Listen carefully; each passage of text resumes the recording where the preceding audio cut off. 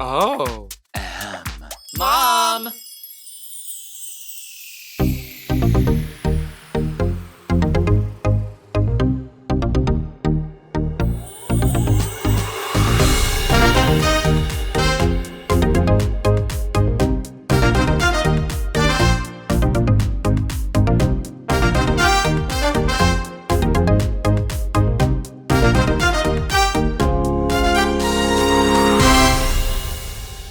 Hello, and welcome to the Sissy That Talk Show podcast. I'm Joseph Shepard, and I have the absolute privilege and honor of having Monét X Change here. We just Sissy That talked on the YouTube show, and now we're about to do it in the podcast. How are you doing? I'm doing very well. I'm so happy to be a part of your show. I love the talk show. That's catchy. People are going to like saying that. Yeah, It's very smart branding. show. What's Yeah. the smartest branding you've ever done? The smartest branding. Again, I'm going to default to Patty. I don't know. Think about something. What are we doing? For smartest branding, I mean, I guess sponges, and that's good. And people swear that I did that intentionally. Like I really made that beautiful, beautiful gown on the was first so episode. beautiful. So gorgeous. Met Gala. Worthy. Hello. Yes. And because it was not, I didn't use the best materials. It was literally, it just fell apart on the entire, so there were just sponges everywhere. Drag Race is filmed on 2 sound stages, one for the workroom, actually 3, one for the workroom, one for the challenges, and one for the main stage. And there were just sponges everywhere in the workroom and everywhere in the main stage, under the stage, under RuPaul's wig, like sponges were just everywhere, Not under his wig. So we would find them and we would just all play with them all the time. It was very cute. So you've been on Drag Race season 10, God. All-Stars 4, All-Stars 7. You did Super Secret Celebrity Drag Race. But you also have started going into the acting realm. You were in the Halloween special. You've done some voice work. Yeah. What is the difference between the two? Do you like the acting atmosphere? Do you want to get more into it? I really do. I've also did some stuff. I did Lovecraft Country on HBO, and I've done some few acting bits, and I really enjoy doing. I really enjoy acting. I like all facets of performing. I really do. And in opera, I took this class in undergrad called the singing actor. And so I never took formal acting classes, which I'm probably doing. But I really enjoyed that. The Halloween drag extravaganza was so great. Doing it with Ginger, she's such a professional. It looked like there was a budget. A girl. A budget. Okay, what did Chad Michael say? Up, dude. We had a budget. They really invested. It was we shot on the set where they do Teen Wolf, and it was really dope. Like they really took care of us, and the writing was so great. Yeah. The music, I actually like singing it, and I love the song. So the Halloween drag extravaganza. Hopefully we do more. That'd be so fun. It happened because of the Ebony and Irony podcast I do with Lady Bunny. Really? Yeah, we were on that. We were doing our podcast, and Bunny often bitches, and I chime in as well. And I went on this rant, these big corporations and streaming services like Netflix and Hulu, they would never ever center drag queens. They just want to use us as props and just have us as wasteless pieces of garbage on their. On whatever stupid production they're doing. So Hulu called and they were like, oh, really, bitch? We're going to put our money where our mouth is. And they made a entire special centered around drag. And I'm like, hats off to y'all. Thank y'all for doing that. Because a lot of queens, we've all been asked to, girl, can you come be in my music video? And you're in it for 0.10 seconds. And you sit on set for 12 hours for that. And you're just this thing that's just nothing. So, have you turned down music videos? Absolutely. From who? You are so Joseph Shepard. You are just a little something. I'm not gonna say artists, but it was myself and 3 other queens, and we were on an Australian tour. And this artist was like, "Hey, we want to fly you." Madonna. No, he didn't want to fly you. He's like, "No." He's like, "I'm doing this music video. Their people reached out. We're doing it, shooting it in LA, and we'd love to have you be a part of it. Are you based in LA?" I was like, "No, I'm actually not. I'm based in New York, but aside from that, I'm currently in Australia." He was like, "Well, what are you free on this day?" I'm like, "We are free, but I'm in Australia." He's like, "Okay, well, we can get you to LA." And I was like, "Okay, and what's the pay?" And they were like, That is the pay. Just getting you to it's like, bitch, that's not the pay. But I'm coming to work for you, and you're just gonna fly me, and probably not even first class. Yeah. I would have been in fucking stewage. You would have been right next to the bathroom in the very back. No, I would have been under with all the little Pomeranians. I'd have been me and the little dogs just chilling under the plane. Like, no.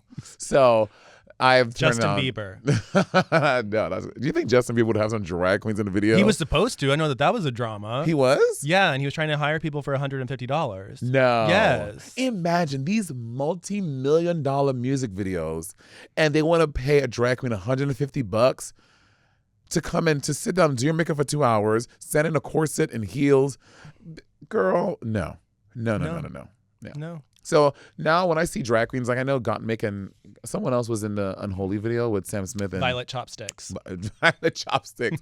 So I know Violet is a cunt and a bitch, so I'm sure she got paid well to do that, or they paid her more than $150, I would imagine. Or maybe she did it for a 2% of biscuit. I don't know. But knowing Violet, I don't see her doing it for not a good day's rate. So Gottmik and Violet are like a duo. You have Trixie and Katya, who are a duo. And then there's you and Bob. Yeah. I have a question. How do you separate yourself? Because I believe that there can be too much hanging out with somebody and too much doing gigs with one person. Yeah. How do you make sure that you are Monét X Change and not Monét X Change plus Bob? You know, I mean, I think the fans ultimately do that, and they do lump us together. Like, people constantly lumping Trixie and Katya together. Now Gottmik and Violet. And so I think that's going to happen regardless. And especially, unlike a lot of those other queens, Bob and I, we literally came up in New York together. We worked a lot together. Before Drag Race, we had an extensive history together. So naturally, people are going to do that. But I think we are both in our own lanes, in our own thing. And we have fun doing our things solely. Is that a word? Yeah, solely. Solely. We do our things by ourselves, and we come together to do the podcast and tour the podcast. So really the things we do a lot together are literally podcast related only. We don't, I mean, Bob, I'm in some of Bob's music, he's in some of mine. And we both do stand up as well. And Bob, you know, so there are some places where we do crossover where there is a nice intersection. Yes. That's very nice. But you're not going to stop the fans, especially people who watch Drag Race and their only point of reference for drag is Drag Race. Is gonna happen. That's like when a new season happens, they're like, ooh, she's giving me like the new Aquaria, and as opposed to having some other point of reference of what drag is like. So people are gonna do that, and it's fine. I don't get bothered by it. I think Bob is fucking great. Bob is stellar. Bob is really talented. So when you're saying, okay, hey, when you come to me think you're being cunty, be like, hey, Bob, I'm like, you're not funny. Yeah. 1, 2, that's just so tired. I probably heard that all night long already. And B, that's a compliment. He's very talented. So thank you. Yeah. Yeah. Gotta look at it that way. Yeah, for sure. Hey fam, I don't just interview these dazzling queens and hope my skin looks amazing. I use Curology, so I know I'm gonna look my best. Now, I used to have acne and it would cause me so much anxiety, and it seemed like every single skincare fad and expensive product that I tried, nothing seemed to work. Then my amazing boyfriend, yes, that's right, I'm sorry, he told me all about Curology. Curology is a simple, custom formula as made for you by Curology's amazing team of skincare providers. Now, it's so easy to get started. You just go online, you snap a selfie of yourself, share your skincare goals, and Curology sends a personalized treatment right to your door. Speaking of the personalized treatment, this right here, this really pretty bottle, is my personalized treatment.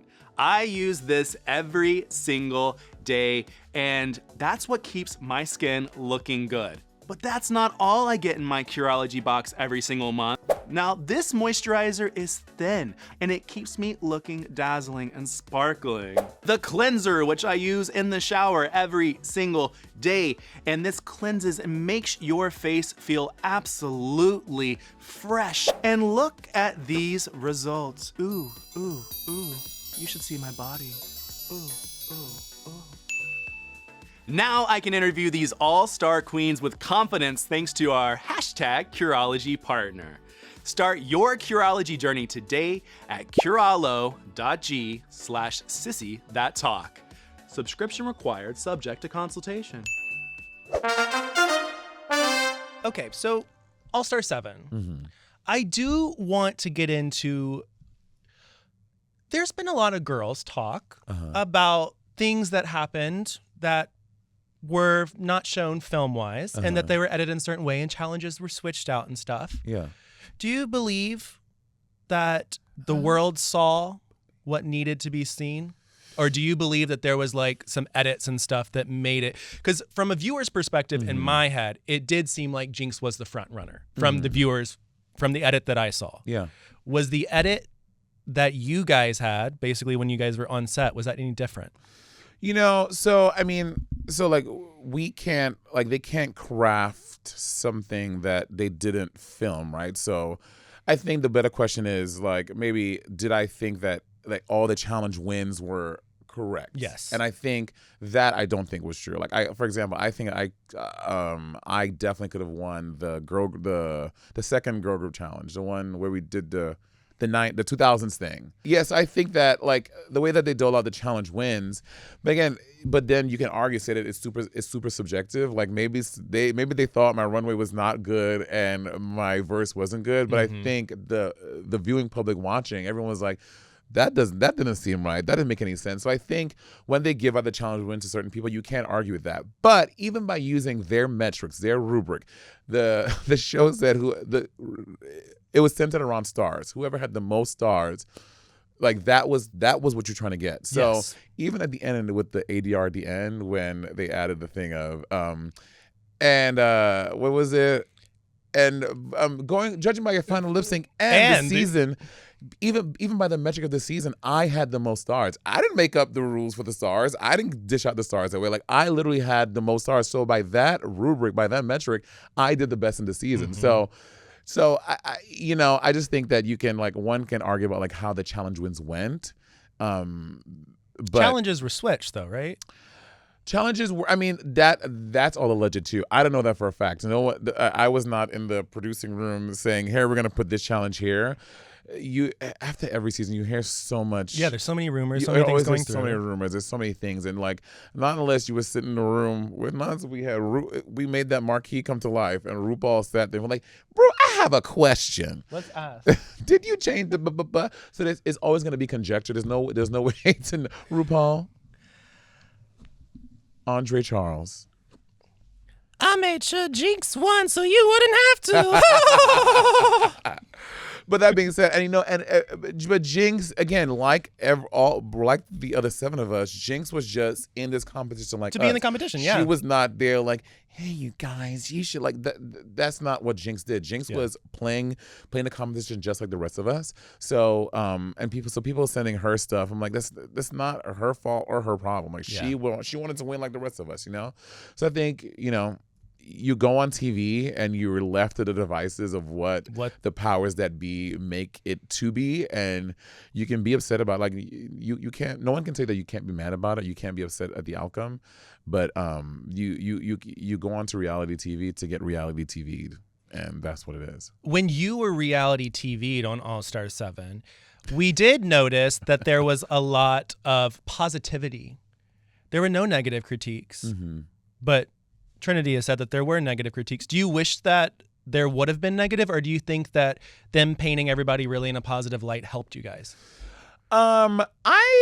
With the winter season, towards the beginning of the season, they gave us a bit more negative critiques that weren't shown on camera, because they did say this from the beginning. Like, we want to make this, the purpose of this is to celebrate you guys and to elevate you guys. So we don't want anyone to leave here feeling bad about themselves or their drag. So I think that's why they made a concerted effort to not, like, in a regular season, like, really come at the girls. Like for example, like on season 10, episode 1, telling Dusty, "All right, we've seen the dots," when you know that that's literally her thing, and all her makeup looks always dots. Like, they weren't doing that.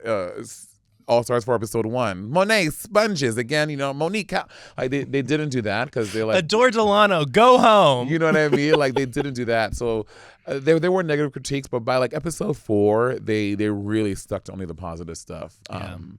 And so, and no, I don't think I think it would have made it would have made it a little spicier. Maybe it would have made a little more tension had we had some more negative critiques between, maybe not amongst the girls, but like, actually it would be between the girls. Who am I kidding? Just drag queens. We're sensitive about our shit. But it would definitely made a little more maybe tension with us and the judges, maybe, because at this point, like, a lot of these judges, Raja was Michelle. That because these judges at this point, like, I've done 2 tours around Europe with Michelle. I love that you say that word. Say that word again. Tours. Tours. Tours. Tours. Tours. I say tours. Tours. Bitch, are you from the Midwest? Aren't you from Atlanta? I'm from Tennessee. Oh, okay. Well, Tours. Yeah. Tours. I've done like 2 tours around the year with Michelle. I've done tours with Ross. Like we have been, you know what I mean? Like we work together. So hearing like someone who you work with telling you, I'm like, well, girl, you remember that that when we were in Oslo, when you know what I mean? So it is a little different, and I think that would have made it a little spicier. But yeah.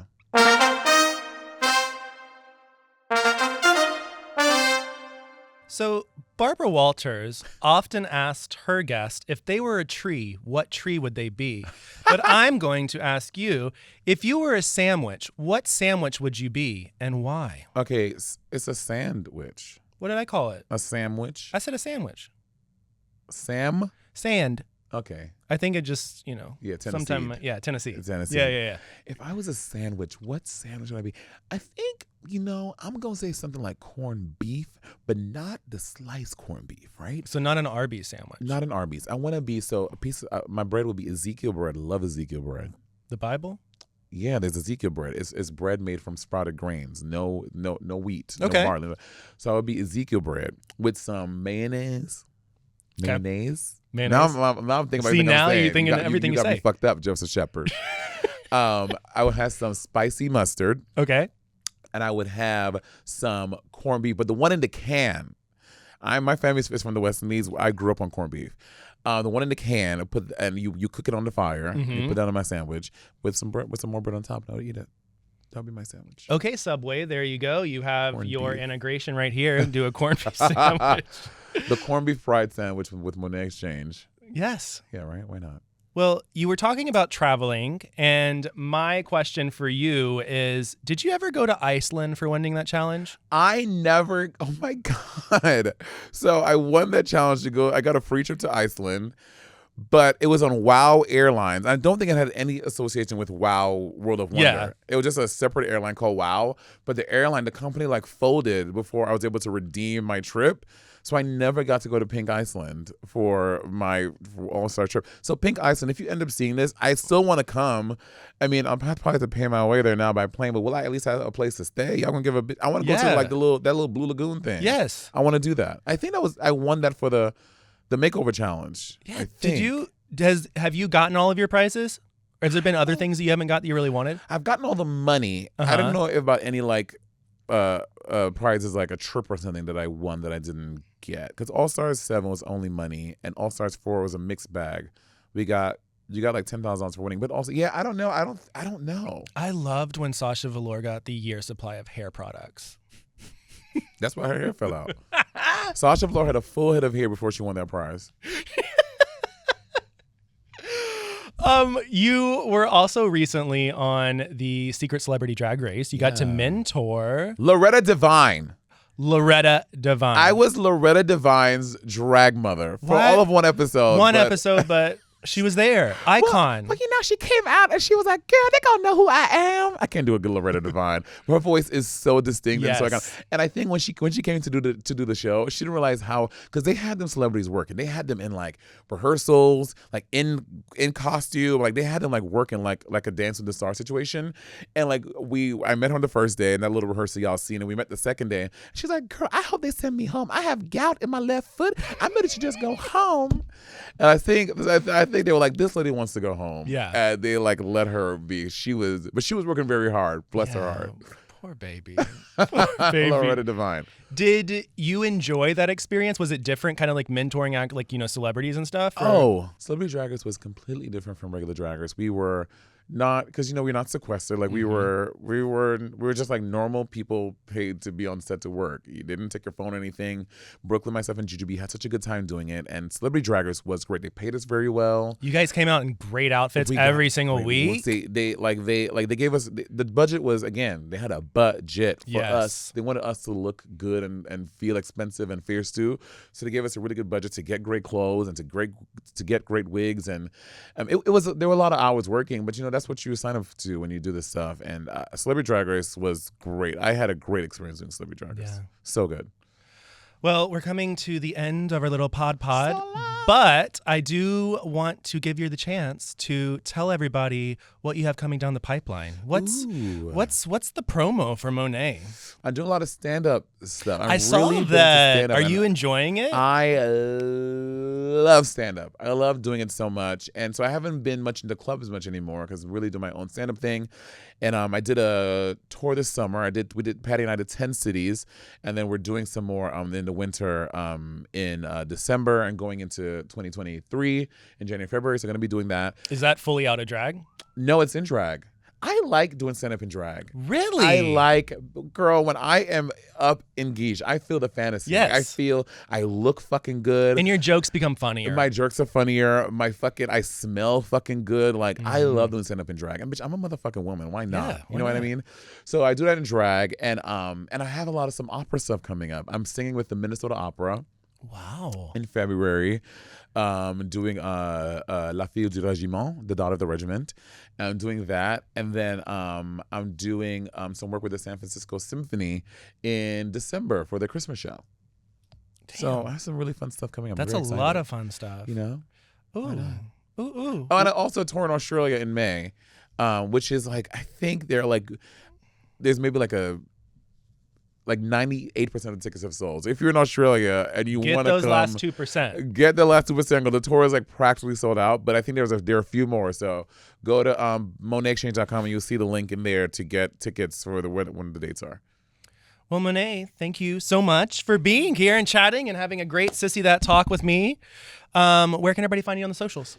I am Monét X Change on everything except TikTok. So Monet, the letter X, the word change. And on TikTok, I'm the Monét X Change because some shady queen. Because I was late to the TikTok. I don't know about you. Yeah. I was late to TikTok. Yeah. So by the time I got there, girl, somebody done had my name doing doing all my shit. And I was like, and they were in drag too. I was like, this is shady. This is not that's Monét X Change. Yes.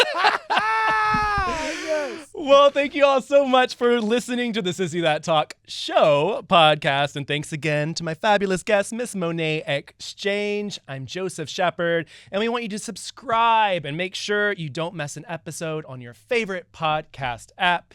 And if you haven't already, make sure to head on over to the YouTube and watch our little Sissy That Talk show and subscribe there. Until next time, I'm Joseph Shepard, and that is Monét X Change. Sissy That Talk Show podcast is a Moguls of Media and Forever Dog production. Hosted by Joseph Shepard. Produced by Big Dipper, Joe Cilio, and Mariah Nicholas. Engineered by Margot Padilla. And edited by Doug Robertson.